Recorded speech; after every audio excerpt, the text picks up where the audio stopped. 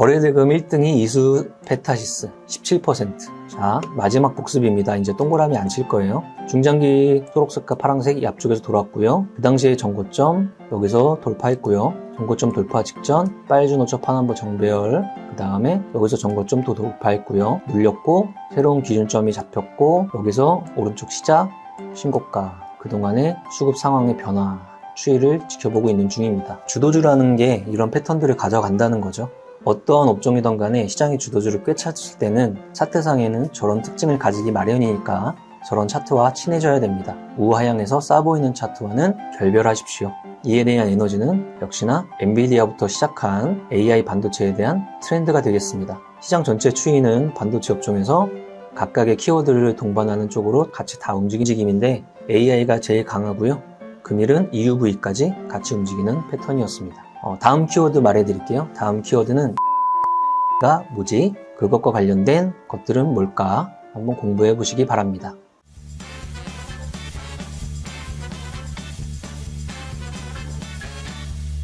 몽당님! 안녕하세요. 안녕하세요. 오늘은 몽당님 데이! 뭐하고 계셨나요? 어제는요? 어제는 특별한 이유. 그제는요? 대표님이 바쁘시죠?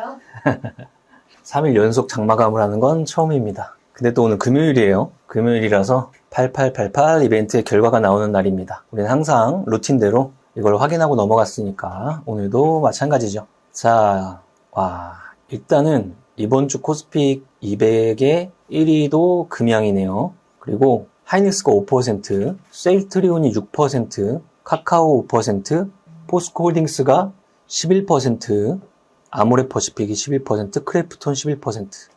이번 이벤트는 확률이 굉장히 진짜 결과 한번 볼까요? 그쵸. 8개 맞추신 분이 2분 계시네요. 그만큼 확률이 많이 낮은 이번 이벤트였어요. 일단은 기준은 맞지 않지만 포스코홀딩스 맞추신 분들 정렬을 해서 이 2분에게 10만원 상품권을 보내드리도록 하겠습니다.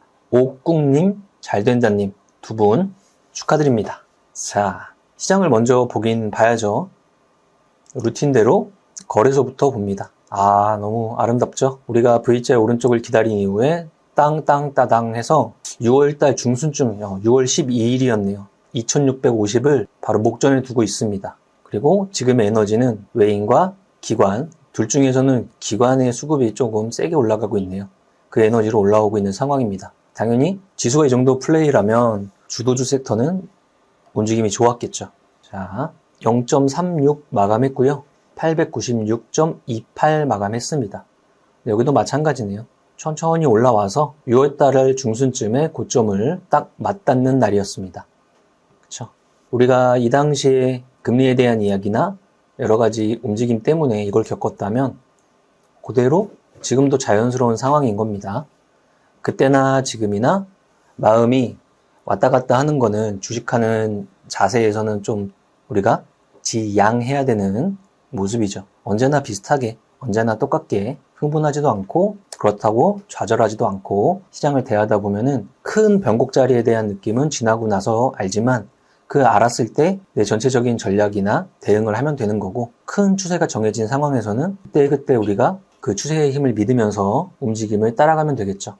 거래소 2628 너무 아름답습니다. 자, 코스피 200 보겠습니다. 삼성전자가 73,400원 7만원 살짝 깬 게 엊그제 같은데 바로 73,400원까지 그쵸? 스트레이트로 밀어 올려지고 있습니다. 오늘자로 직전 고점인 7월 4일 날에 73,600원 200원 차이로 올라온 상태고요. 안 보이던 기관 수급까지 같이 나오고 있는 모습이니까 삼성전자 반도체 업종, 그 다음에 국외의 반도체 업종, 필라델피아 지수 여러 가지를 판별했을 때 현재 주도주의 자리를 꽉 꿰차고 있다고 우리가 느낄 수 있겠죠.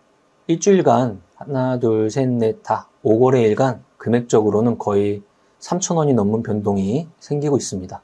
에너지 솔루션, 그에 반해서 지금 낙폭에 따른 회복을 조금씩 가하고 있는데요. 이 회복 정도가 그리고 수급 정도가 반도체 대비 조금 약한 모습이긴 하네요. 하이닉스, 장중에는 5%까지 갔었어요. 오늘 하이닉스가. 역시 엔비디아 N자 나오거나 HBM의 H자 나오면 그냥 바로 반응합니다. V자의 오른쪽 움직임이고요.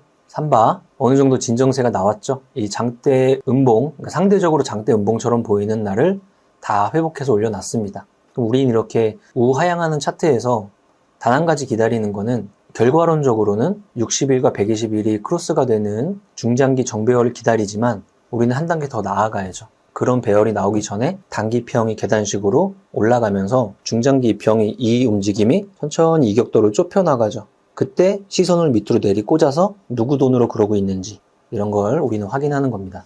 그런 걸 확인 안 하면 우리가 돈만 이익을 보거나 손해를 보거나 하는 거는 생각하는데 사람들이 시간에 대해서 이익을 보거나 손해를 보거나 하는 개념이 좀 약해요. 그래서 기회비용 구간에 들어가 있는 종목을 사는 거는 돈과 시간을 2배로 버리고 있는 일입니다. 삼성 SDI 상대적으로 훨씬 더 빠르게 올라오고 있네요. 최근 들어서 2차전지 업종을 조금 세분화시키면 조금 더 강세 현상이 나오는 쪽은 셀 업체라기보다는 장비단이 조금 더 눈에 띕니다. 좀 빠르게 움직이는 종목 중에는 하나기술이라는 움직임이 있었고요. 종목이 있었고 그 뒤를 여러 가지 종목단이 올려붙이고 있는데 PNT라든지 아니면 A프로라든지 아니면 코인테크, 그쵸? TSI 이런 종목군들이 뒷단에서 강세 현상을 조금씩 띠면서 순환을 돌고 있는 모습이네요.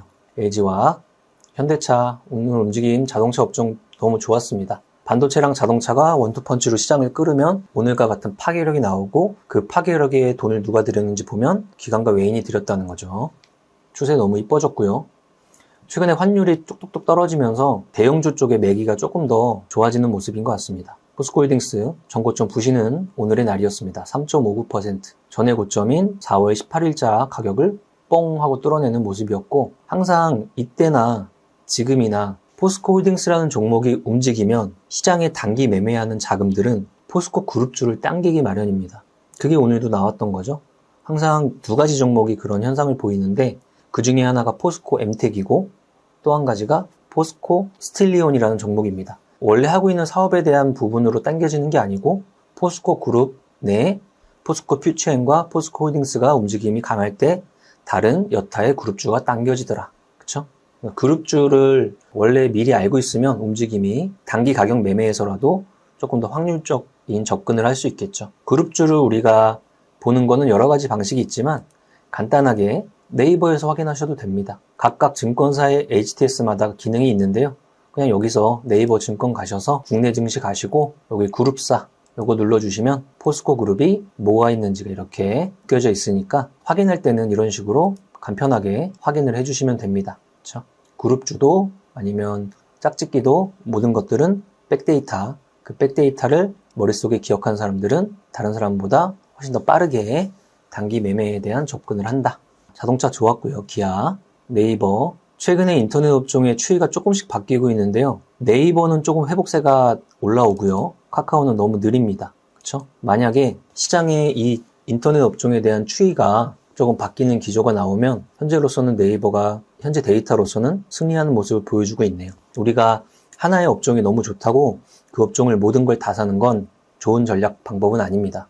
그러니까 만약에 인터넷 업종을 내가 픽할 때 삼박자 분석으로 둘 중에 하나를 골라야 된다면 합리적인 생각을 가졌을 때는 차트가 더 좋은 거, 재무 상태의 회복이 더 빠른 거, 그 다음 사업 구조가 좋은 거 이런 식으로 정보 분석까지 해서 하나를 픽해야겠죠. 포스코 퓨처엠 3%, 현대모비스가 오늘의 히어로입니다. 자, 오늘의 6% 상승이 나오기 전부터 빨주, 노초파, 완전 정배열의 외인기관 쌍끌이로 이격도를 떨어뜨리지 않으면서 계속 유지 중에 있었습니다.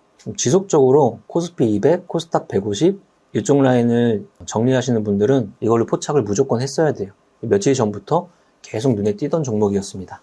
셀트리온은 3사 합병에 대한 이슈 그 정도입니다. 그러니까 시가총액 상위주 움직임 다 좋았다. 결론은 정렬 한번 해보겠습니다. 코스피 200을 정렬했을 때 율촌화학이 코스피 200에서 9% 상승했습니다. 율촌화학 하면은 그룹이 딱 떠올라야 됩니다. 농심, 율촌화학은 농심 그룹주예요. 쉽게 이야기하면은 그쪽에서 라면 부자재 사업을 오랫동안 했던 회사고 그 안에서 축적된 기술로 지금은 2차전지 파우치 필름 쪽을 신사업단으로 강화를 시키고 있는 중인데 이런 종목이 오늘 9% 상승이라면 라면으로 움직이진 않았겠죠. 2차전지 쪽 움직임이 있었던 것 같습니다. 현대모비스 너무 아름답게 올라왔고요. 자, 그 다음 금양 여전히 왔다 갔다 하고 있네요. 그 다음 인터내셔널, 그 다음 CJ 제한통운. 이거는 2021년 9월 달에 역배열이 났고 2023년 7월 달 되도록 중장기를 한 번도 돌린 적이 없습니다. 이때 잠깐 붙었었는데 너무 밋밋했네요.